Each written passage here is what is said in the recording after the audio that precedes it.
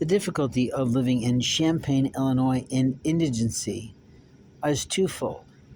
You have the predators that are people who come out while you're sleeping and steal from your bags or remove your clothing or harm you in some way in terms of the way they've been cutting off my beard in an illegal, ill-gotten, ill-willed manner, acting as if this is a funny thing for them to do.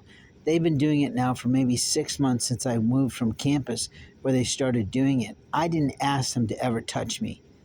And I don't appreciate that they've commandeered me a few times, which nobody wants to believe, and that's okay by me. But I know how much hair I'm supposed to have on my body. I know exactly where it's supposed to be, and they keep shaving my fucking legs. I'd like to know how they're doing that. How is it they can turn people off? Is that what those little bots are about? You know, we had that Agent Cody Banks film that showed the little bots and how difficult they can be, but this is becoming science fiction. But here's the other part of what we should be concerned about in Champaign. These motherfucking foreigners are bringing in their situations from their land. They're bringing in their predators to harm us at hand. I cannot believe how low hanging the trees are, how much they extend themselves into the streets and out of the way, and yet the Reinhardt people are mowing the lawn every few days.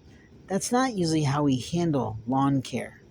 And it's interesting how they used to be white guys and now they're turning, and they could be Hispanic, I suppose, meaning that they're blonde and they're Hispanic, but they're turning into more Hispanic looking fellas and less English in capability. But here's the deal. We don't need land tenders that don't know how to pick quality peat or good wood chips, because what comes out of wood chips and climbs into trees are things we don't want crawling up to our knees and biting us or nibbling on our children who don't know the difference between a friendly critter and an unfriendly critter. And most of us don't either.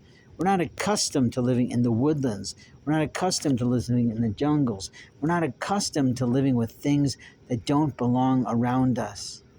The people that come here from foreign lands are definitely coming here to the detriment of the U.S. This dreamer's idea of Biden is full of shit unless his whole goal is to bring out the people who are illegally here.